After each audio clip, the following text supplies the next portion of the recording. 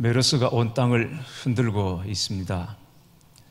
그런데 메르스가 활동하는 양상을 보니까 꼭 마귀의 역사와 비슷하다 하는 생각이 듭니다. 사람들에게 두려움과 공포심을 불러일으키고 있습니다. 악수하는 것까지 꺼리게 만듭니다. 그리고 무엇보다 모임을 피하게 합니다. 지난주에 교계 여러분들을 만났더니 교회들마다 주일 출석이 뚝 떨어졌다는 얘기 들었습니다. 그리고 여러 모임들, 행사들 다 폐지하거나 무기연기되고 있는 상황입니다. 그럼 어떻습니까?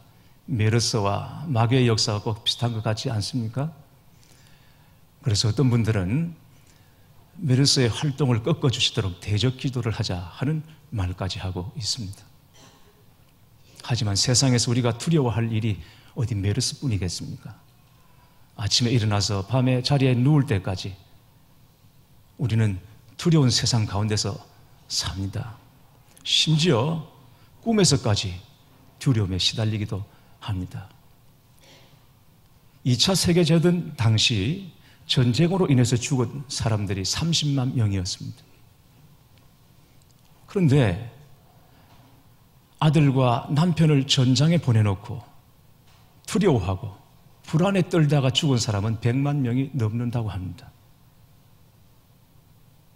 총이나 칼이나 포에 죽은 사람보다도 두려움 때문에 죽은 사람의 수가 훨씬 더 많다는 것입니다. 이처럼 두려움과 염려와 근심은 늘 파도처럼 우리 곁에서 넘실거리며 우리를 위협하고 있습니다. 그러나 두려워하는 것은 하나님의 뜻이 아닙니다. 루마니아 공산치하에서 박해를 받으며 살아있는 순교자라고 불리던 리차드 범브란트 목사님이 옥에 갇혀 있을 때 성경을 읽었습니다. 창세기부터 성경을 쭉 읽어가다 보니까 두려워하지 말라는 말이 수없이 나오는 것을 보고는 도대체 몇 번인가 하고 처음부터 끝까지 다 세어보았더니 365번이 나오더라는 것입니다. 하루하루 날마다 삶 가운데 두려워하지 않고 살아가기를 원하시는 하나님의 계획이라고 말할 수 있습니다. 요한복음 14장 27절에 예수님께서 제자들에게 말씀하셨습니다. 평안을 너희에게 끼치노니 곧 나의 평안을 너희에게 주노라.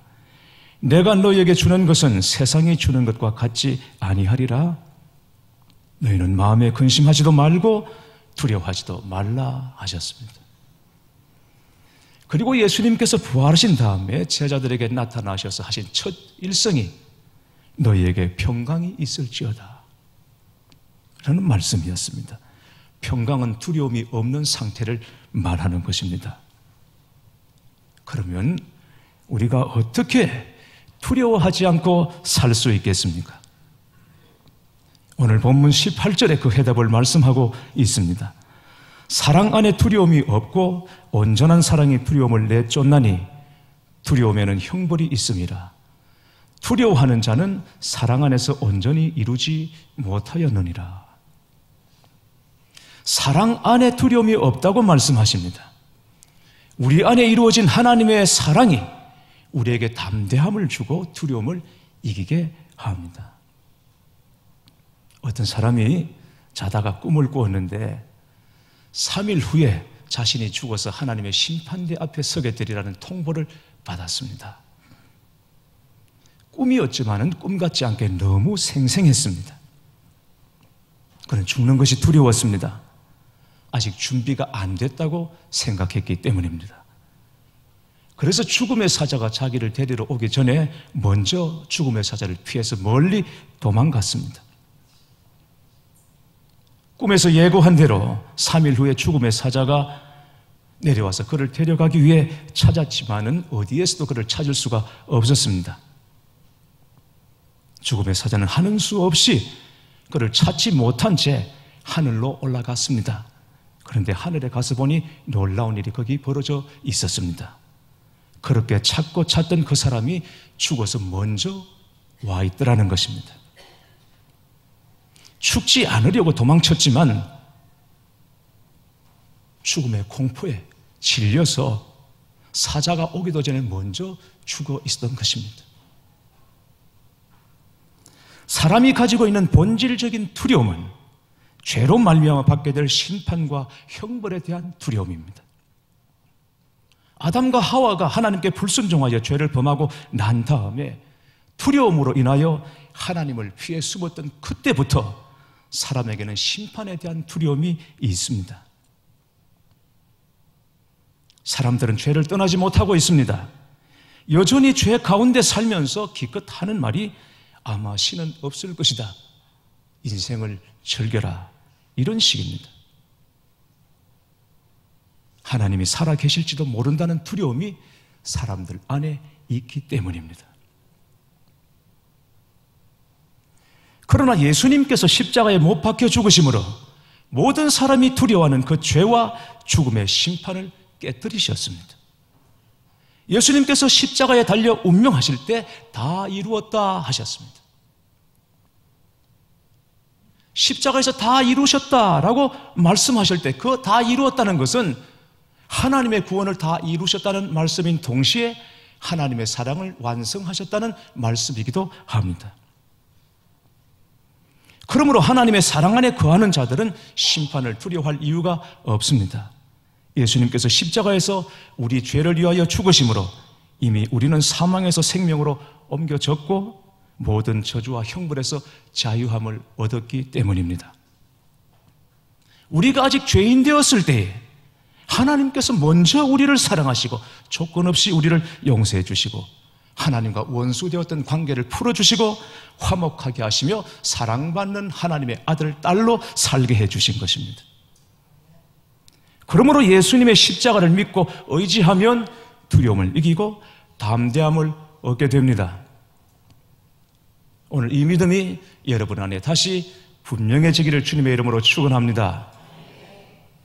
하나님의 사랑 안에 거하는 사람은 심판에 대한 두려움이 없을 뿐 아니라 이 세상을 살아가면서 겪게 될 모든 두려움마저 이기게 됩니다. 왜냐하면 하나님의 사랑을 경험한 사람은 무슨 일을 만나도 하나님 안에서는 모든 것이 합력하여 선이 될 줄 믿기 때문입니다. 그래서 비록 지금은 어려움을 당하고 고통을 당하고 잠시 낙심할 수는 있겠지만 그러나 그것으로 결론 삼지 않습니다. 오직 하나님의 선하심을 결론 삼고 소망 중에 인내하며 넘어졌다가도 다시 일어서게 되는 것입니다. 온전한 사랑이 두려움을 내쫓습니다.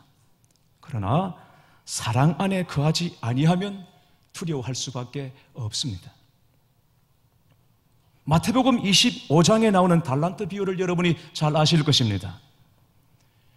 5달란트 받은 사람, 2달란트 받은 사람, 1달란트 받은 사람이 나옵니다. 5달란트 받은 사람은 그것을 가지고 장사해서 5달란트를 더 남겼습니다. 2달란트 받은 사람도 그것으로 일해서 2달란트를 더 남겼습니다. 주인은 이들을 착하고 충성된 종이라고 말했습니다. 그러나 1달란트 받은 사람은 그것을 땅에 파묻어 두었습니다. 왜? 두려웠기 때문입니다. 잘못해서 본전까지 난리가 될까 봐 그것이 두려웠습니다. 그리고 주인에게 뭐라고 말합니까? 두려워하여 나가서 당신의 달란트를 땅에 감추어 두었나이다. 주인을 두려워했습니다. 왜 두려워했습니까? 주인의 마음을 알지 못했기 때문입니다. 주인은 심지 않은 데서 거두고 해치지 않은 데서 모으는 줄 알았습니다. 무지막지한 줄 알았습니다. 무자비한 줄 알았습니다. 그래서 주인이 두려웠습니다. 그 본전을 잃지 않기 위해서 땅에 파묻어 두었습니다. 그는 악하고 게으른 종입니다. 아무런 이익도 남기지 못했기 때문에 악하고 게으른 종이 아닙니다. 그가 받은 1달란트를 가지고 그것으로 열심히 일하다가 비록 본전까지 다 날려버렸을지라도 그것 가지고 일을 했더라면 주인은 그도 역시 착하고 충성된 종이라고 말했을 것입니다. 그러나 그가 악하고 게으른 종인 것은 주인을 두려워하여 아무것도 하지 않았기 때문입니다. 종은 주인이 아무리 잘해주어도 두렵지만 아들은 아버지가 야단쳐도 아버지가 두렵지 않습니다. 그러나 사랑이 없으면 두려움이 가득하게 됩니다. 지난 수요 성령 집회 때 이재남 자매님의 간증이 참 감동이었습니다. 자매님이 한의대를 나온 지 13년 만에 작년 11월에 한의원을 개원했습니다. 그러나 막상 개원을 하려고 보니 두려움이 앞섰습니다. 환자들과의 관계에 대한 두려움이 있었습니다. 한의원을 운영하는 것에 대한 두려움이 있었고, 그리고 직원들을 관리해야 되는 것에 대한 두려움 등이 너무 많았습니다. 모든 책임을 자신이 져야 하는 것에 대한 두려움이 있었습니다. 걱정이 있었습니다. 그런데 어느새 개원 8개월째가 됐습니다. 여전히 여러 가지 걱정들이 있고, 특히 요즘은 메르스 때문에 경기가 어려운 상황이라 힘들고 어렵다는 동료 한의원들의 말을 들으면 걱정이 밀려옵니다. 그러나 이제는 예전처럼 그렇게 불안하지는 않다는 것입니다. 왜냐하면 그런 두려움까지 하나님께 다 맡겼기 때문인 것입니다. 경영을 주님께 맡겼습니다. 잘 되고 안 되는 것도 하나님의 뜻임을 믿고, 특히 육적인 치료뿐 아니라 영적인 치료를 필요하는 환자들이 많은 요즘, 환자들의 치유도 오직 하나님의 도우심 아래서 이루어지는 것을 알기 때문이라는 것입니다. 감사한 것은 두려움이 많던 자신에게 이제 청할 곳이 생겼고, 힘들 때 바라볼 곳이 있고, 투정할 곳이 있어서 지금은 원장놀이 하는 것이 참 즐겁다고 했습니다. 앞으로도 두려움이 없지는 않겠지만, 그러나 그때도 주님이 함께 해주실 것이고 다시 일어나게 해주실 것을 믿고, 다만 소명을 잘 감당할 수 있기를 바라고 기도하며 날마다 하나님의 기업으로 출근하는 것이 즐겁다는 고백을 해주었습니다. 교회 여러분, 사랑 안에 두려움이 없다는 이 말씀을 여러분 한평생에 꼭 붙잡고 살아가시기를 바랍니다. 여러분 모두 하나님 사랑하시죠? 그러시죠? 성가대 하나님을 사랑하시죠? 그렇습니다. 저도 하나님을 사랑합니다. 그런데 오늘 성경은 우리에게 뭐라고 말씀하십니까? 20절 말씀을 보시겠습니다. 누구든지 하나님을 사랑하노라 하고 그 형제를 미워하면 이는 거짓말하는 자니, 보는 바 형제를 사랑하지 아니하는 자는 보지 못하는 바 형제를 하나님을 사랑할 수 없느니라.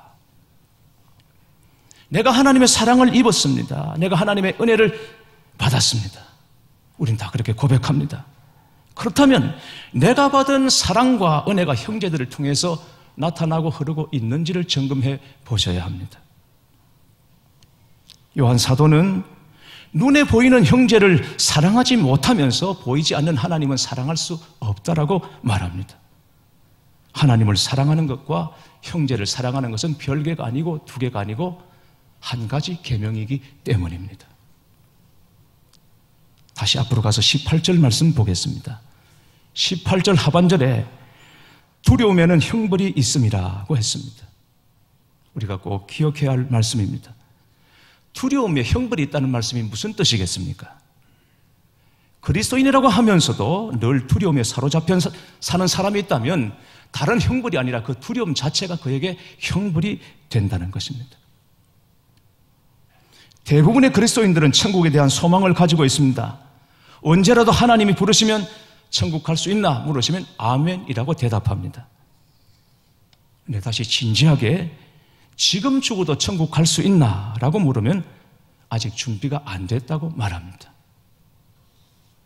아니, 믿음이 있으면 천국 가는 것이지 무슨 준비가 또 필요한 것입니까? 예수님을 주로 믿으면, 구주로 믿으면 천국 가는 것입니다. 그런데 지금 죽어도 천국 갈 수 있냐라고 물으면 아직은 준비가 안 됐다는 말은 도대체 뭘 말하는 것입니까? 뭐가 준비가 안 됐다는 것입니까? 아직 헌금을 다 못했습니까? 기도가 부족합니까? 헌신의 열매가 없기 때문입니까? 도대체 무슨 준비를 안 했다는 것입니까?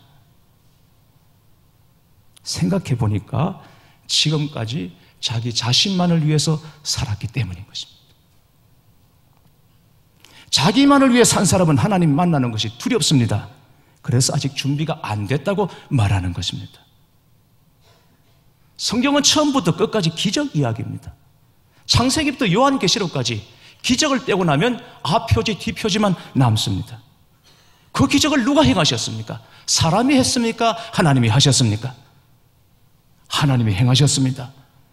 기적은 주님이 행하신 것입니다. 주님이 기적의 주인공이십니다. 주님이 행하신 모든 일이 다 기적이고 그 중에 가장 큰 기적은 사랑입니다. 주님이 행하신 모든 기적에는 사랑이 동기가 되어 있습니다. 사랑으로 기적을 행하신 것입니다. 내가 하나님을 알기 전에 하나님 먼저 나를 사랑하신 것, 기적인 것입니다. 나 같은 사람이 하나님의 사랑을 받는 자가 되었다는 것, 기적인 것입니다.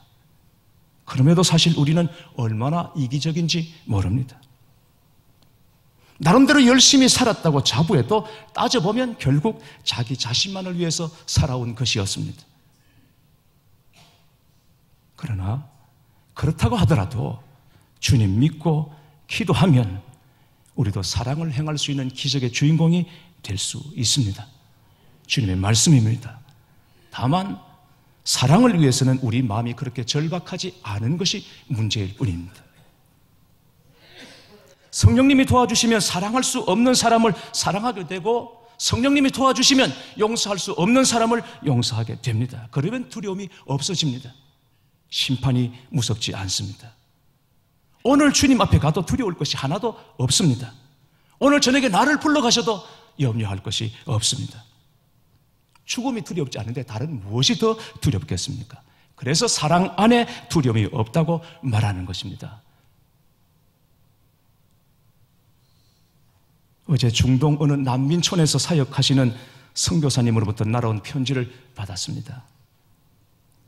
중동의 상황이 어떤지는 여러분이 아마 대강 알고 계실 것입니다. 지금 그곳에 분쟁이 발생했고 분쟁이 없다 하더라도 중동이라는 지역 자체가 사역하기에는 몹시 취약하고 위험한 곳입니다.